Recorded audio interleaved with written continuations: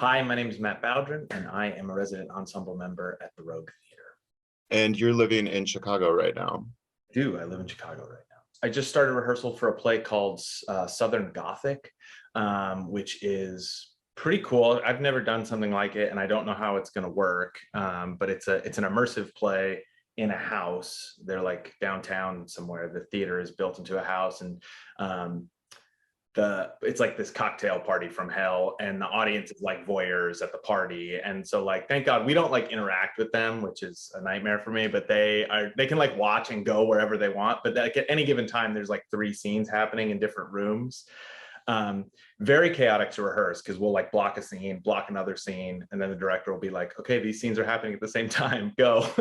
And you have to kind of like keep it in your mind but also tune it out. So it's interesting. We just started. How do you make it work to live in Chicago and still come out and be a part of the Rogue? I mean, it's not always the easiest thing, but I've always kind of tried to make it a priority, just because my relationship with the Rogue has been a big part of my not only like creative and professional life, but like adult life.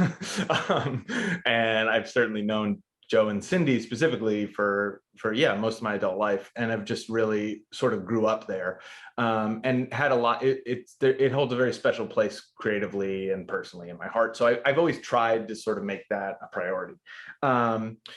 I've found work around jobs that are flexible, that I can like pick up and move, and I have just kind of made it work. You know, it's hard. We have 2 dogs, and that's tough, because when one person's got to take care of both dogs, it's like, that's hard. That's probably the hardest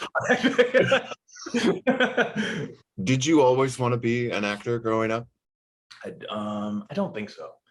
I think I sort of fell into it. Like, I did it a little in high school because friends were doing it, and then I had no idea what I wanted to do. So I went to college, and like my friend Brian was doing it, so I just kind of kept doing it until I developed an interest in it. And then I really did develop an interest in it, but it kind of came to me later. You know, I think I've always been someone who really likes like what the imagination is and what it can do, either as you kind of like participate with something, a work of art, or act in it, or you know, however perform. And so just like going to school for the first time, and like I was getting graded on like pretending to be a frog or something, you know, was for me very engaging, you know, and I was using different parts of my brain that I think normally made me not a great student. Right.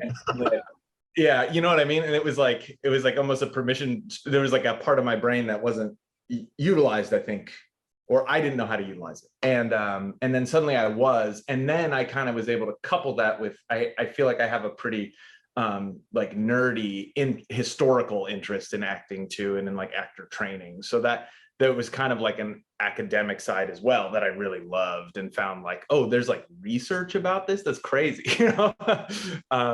And then, yeah, like when I got hooked up with the Rogue when I was like 19.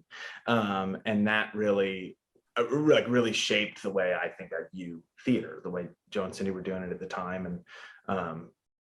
And suddenly I was like, oh, you can do this. Like, you can make plays you like, and they don't have to be The Music Man. They can be difficult, and people will see that, will come and see that.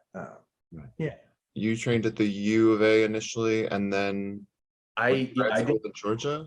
Yeah, I did a BFA in acting at University of Arizona, and then moved away, and then realized I didn't know what I was doing.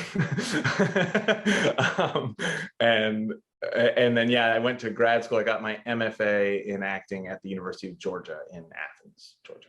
What was your first play at the Rogue, and what was that experience like? My first play at the Rogue was in maybe their 3rd season, and it was The Goat Who's Sylvia by Edward Albee, which is a wild play. And I played, it's like a couple, and the husband's in love with the goat, and I played their son.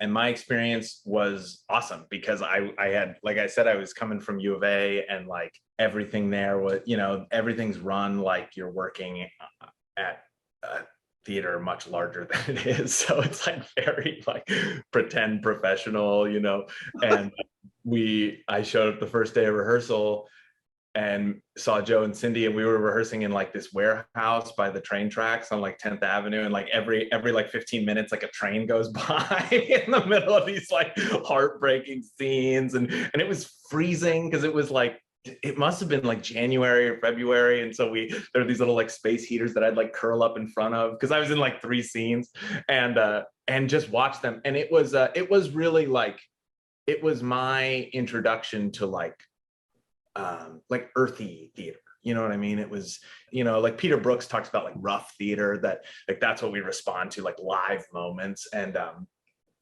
it was so live. I remember like watching Cindy like flip over a couch and like shatter paintings, and it was like in your face and gross and strong, but still like this language that I love in theater, this like really heightened, beautiful language. And it was a really cool thing to see and be like, oh, you can merge the two. You can have this kind of like intimate, realistic, aggressive, fast-paced style of performance, which I think is how I like to work, merged with lyrical, beautiful, poetic language, which is what that's kind of like my dream combination in theater. And and I got to really spend a lot of time watching that. And Joe and I got to make out. What's the most challenging role you played for the Rogue?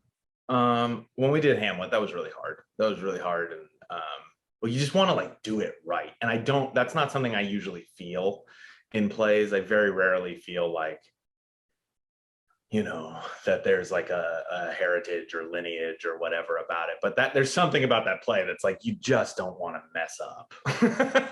For me, that play, just because it's always ahead of you and it's always beyond you, and you're never like sitting in it and just cruising, you're always like chasing it, which is like my dream of like a play, is like me constantly running faster to catch up.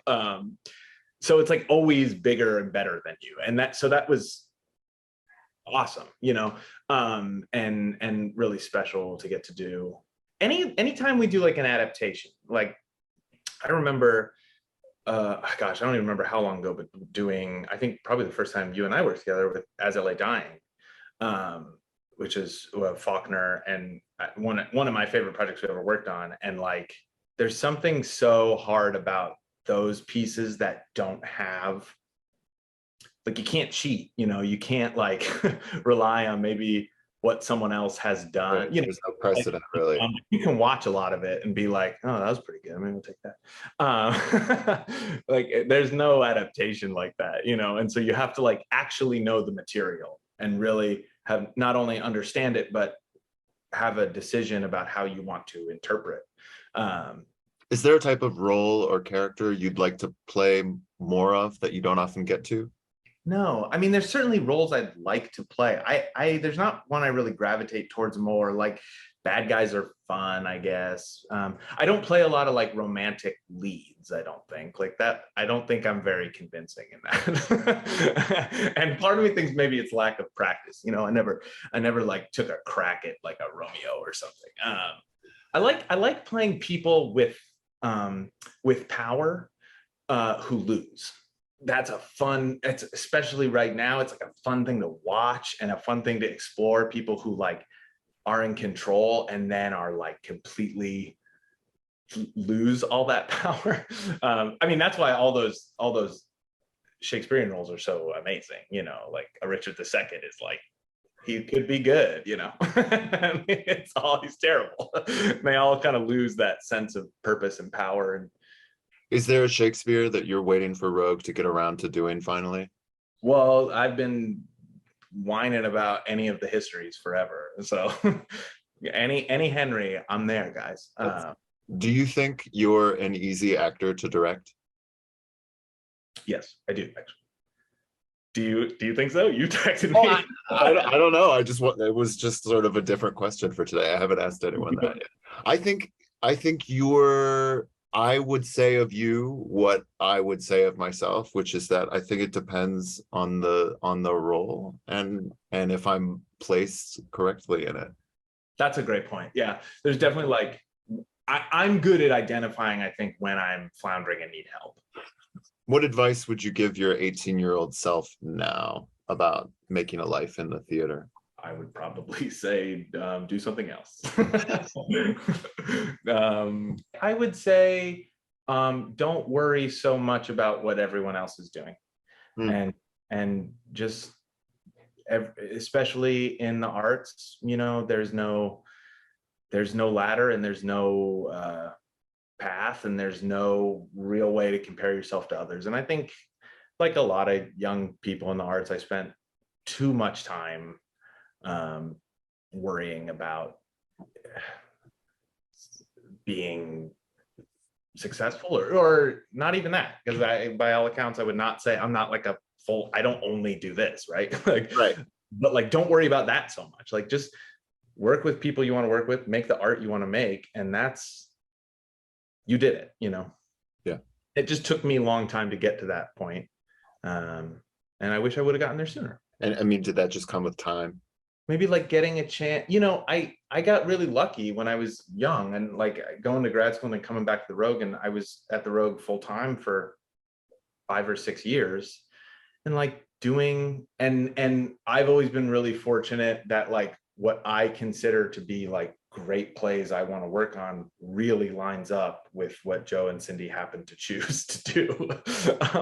And again, I attribute a lot of that to like when I met them, and how much I learned from them. And so I found myself always working on things I loved.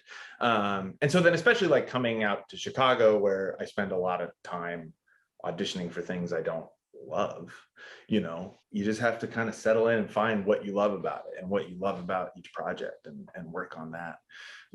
Is there a part you've played before that you'd like to again with more experience? Problem is, I've like aged out of all of them, you know. I remember doing Awake and Sing, and I really loved that play. And I was probably too old to play this like 18-year-old Ben, but I really, really, I think, connected with him. And I don't know if I was totally capable of like living in like loss that you to in some of those moments. And I think as you get older, I think you're probably a little better at connecting to bigger feelings, you know. Maybe not, but for me. Oh, Crucible is another one I would do over and over again. I don't know exactly what I would do different. I just feel like that's one that would change based on what's happening in the world and like what's I'm thinking about at the time, because there's like that's like an infinitely complex and weird story. Yeah, and you could do that one for several years. That's one I haven't gotten too old to do yet. Yeah, great. What do you think you have left to learn as an actor, or what are you still learning as you continue to work? I am still always working on like simplifying and being still and relaxing, and it's like my own little personal journey to not be idiosyncratic. I would love to learn to not walk like Big Bird on stage. It's like my biggest, it's just who I am, and no matter what I do, I can't get rid of it. But I'm trying. So I guess that what, if anything, might Tucson have over Chicago as a place to live and work as a theater artist? I think Tucson has what you really need. It has space, it has a community that seems interested in finding new things, and not only in theater, but I think like in the music I've seen in Tucson, and heard in the art I've seen out there. Like, it's people, I've always loved that it's people looking for something to connect to. There's like a vibe in Tucson of like, you know, connected to the city, connected to the place, the people. And I think like people really take pride in what they find. That's what's so cool about the Rogue, is like, it's insane to me that it's like the same people I've known for 6 years coming to this theater and loving it and being in this community. Like, people want to own that art in a really positive way. Which I just think makes the performers and the artists in it so much more responsible for it. Like, when you have a home like that, the audience relies upon, they're not just like tourists coming in and out, or like other actors coming in and out. You really owe something to them to make it special for them, I think. And so like that kind of like small-ish loyal community that Tucson seems to have to love the arts, I think is really special. And that it's as active as it is really cool.